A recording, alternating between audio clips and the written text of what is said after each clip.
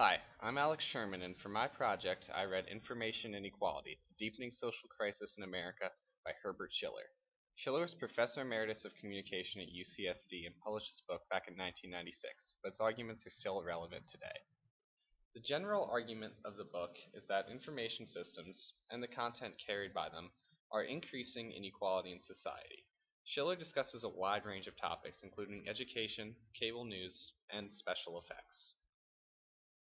I found his discussion of the rise of the Internet the most interesting, and will focus on that. He claims that, like other information technologies, the information superhighway is increasing inequality across the globe because it expands corporate power. Schiller analyzes a speech by Al Gore before an international audience, where Gore promotes the international expansion of the web, which he claims will be a global information marketplace, where information will be bought and sold. But who will set up this marketplace? The answer, according to Gore, is that private industry should be in charge of the net. Putting corporations in charge means that the system's structure will be dictated by their needs, most prominently the profit motive, and so the net helps to line private pockets. Gore in fact said something quite similar in an earlier speech to a domestic audience, where he said the international growth of the Internet would help U.S. firms win in the global economy, further evidence of the profit-driven motivations behind the Internet. Schiller then claims that this corporatized Internet is part of a broader, deliberate strategy that began after World War II to ensure that U.S. companies control culture across the globe. So what exactly does this plan look like? The first part is the promotion by corporations and the government of the free flow of information. That sounds innocuous enough, so what's wrong? How does this build inequality?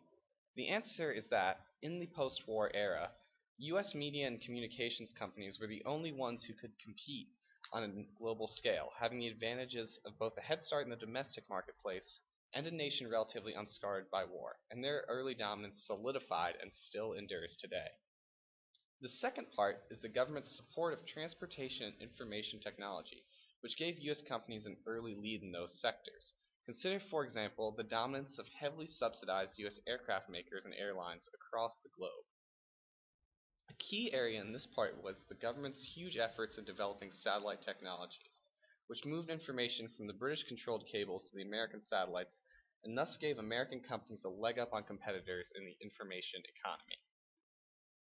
But who controls this information system and the Internet that is part of it? Schiller claims that it is privately owned by corporations, who consequently control the organization and content of it to further their own interests.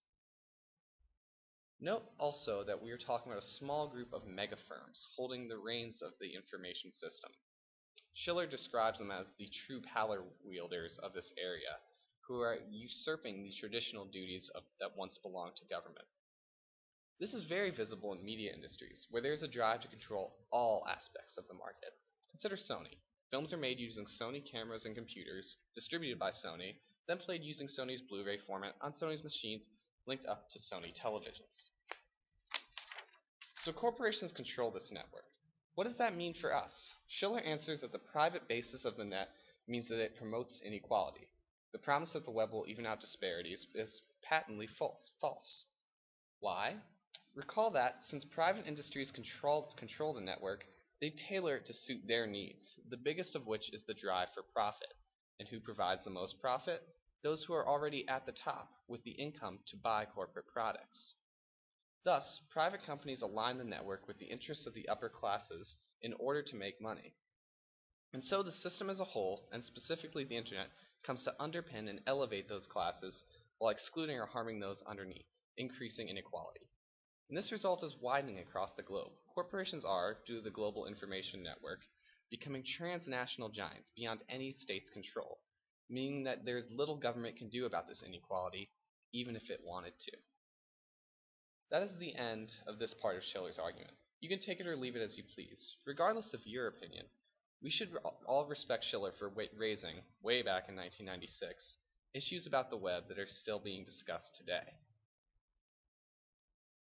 And if you did agree with his argument, you may want to consider checking out Schiller's book. The prose can be dense, and he can be preachy, but he covers a lot of interesting ground in less than 150 pages. He certainly offers a different take on the information society.